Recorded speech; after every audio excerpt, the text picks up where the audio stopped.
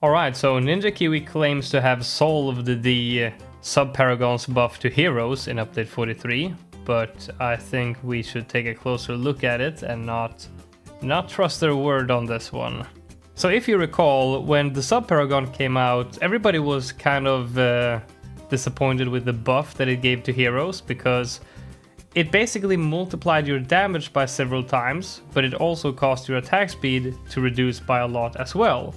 And for some heroes, that resulted in a buff, but for others, it acted as a nerf.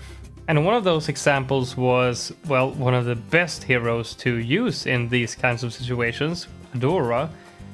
She did get a buff from this, assuming you have no debuffs or anything on the map, but in a situation where you're buffing heroes with paragons, you probably have all the other buffs as well and all the debuffs. So for Adora, the hero that could do, the most amount of damage in like late game situations, it acted as a quite huge nerf actually.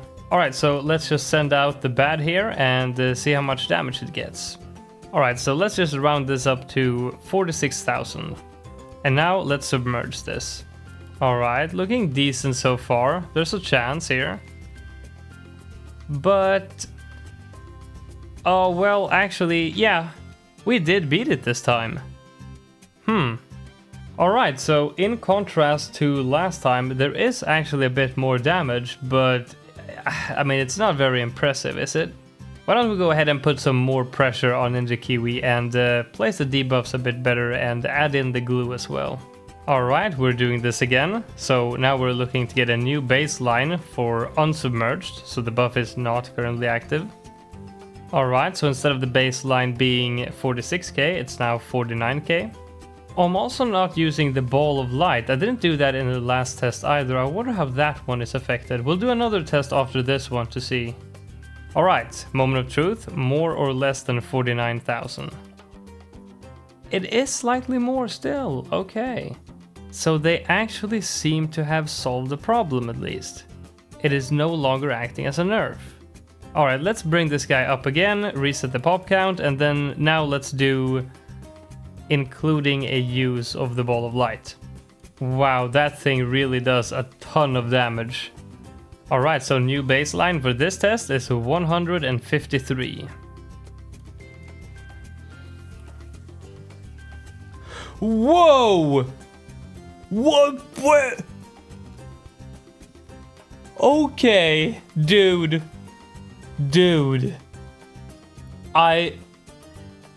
How did I not test this last time? I had a feeling something like this was gonna happen when I thought about it just a minute ago. Oh my god! Of course! Dude, the ball of light, reducing its attack speed by like 20-30% or something, but increasing the damage 5x, that thing already does an insane amount of single target damage. How did we not test that last time? I think we just managed to trick Ninja Kiwi into giving us a crazy buff, dude. As soon as we use this ability, the damage just skyrockets and it's gone!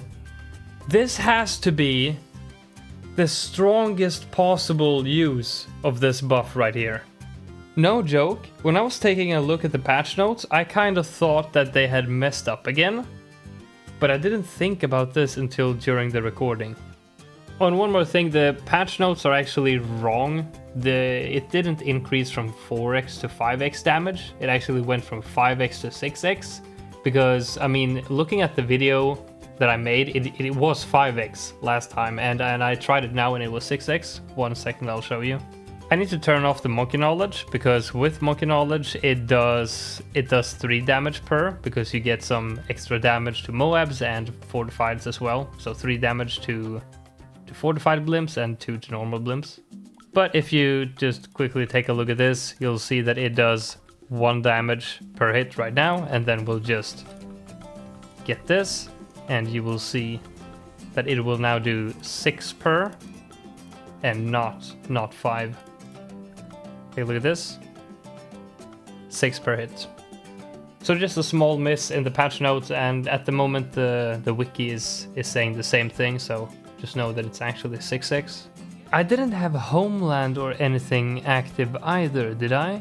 Dude, I want to go harder. Alright, now watch this. Remember what happened to that round 140 fortified bad? Let's send out a round 200 one. This one is a lot stronger than last time. Check this out. Watch this damage just skyrocket. Boom. Handles around 200 fortified on its own without any issues.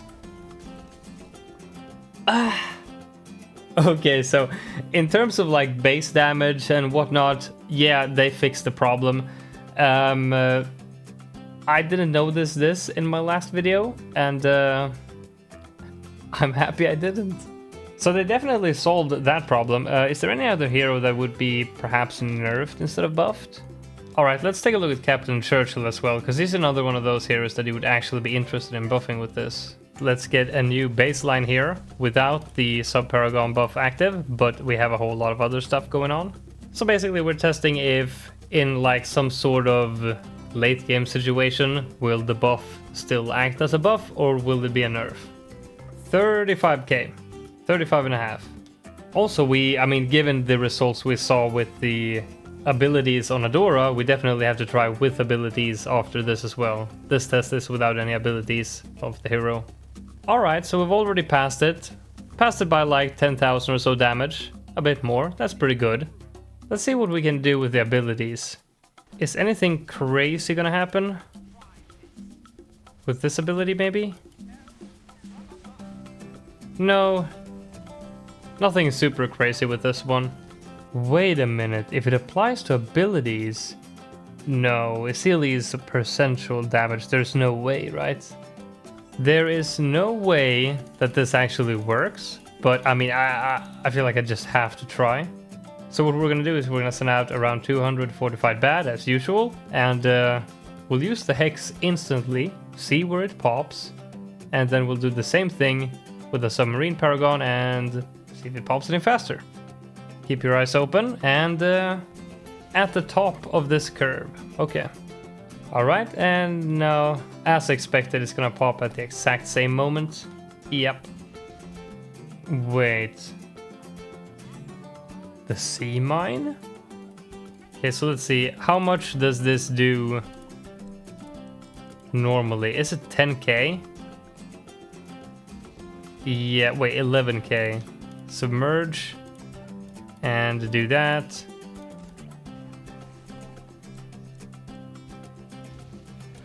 Oh my god, it works. Okay, so it does multiply the damage of the mega mine, making it like one huge explosion. But obviously, when on Earth would you ever have this going on? But pretty fun still. Would Rosalia be any good buffed by this? She does a ton of damage. Okay, let's test her as a last hero here.